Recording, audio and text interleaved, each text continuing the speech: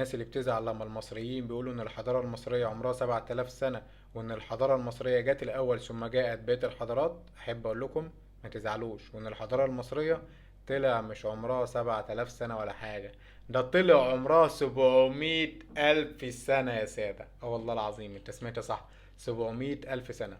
والكلام ده مش من جيبي ولا من بيتنا، تم اكتشاف أثر في مصر لفاس بيرجع تاريخه ل700 ألف سنة. ومش الحضارة المصرية جت الأول وبعد كده جت بقية الحضارات، لأ، ده مصر جت ثم جاءت البشرية.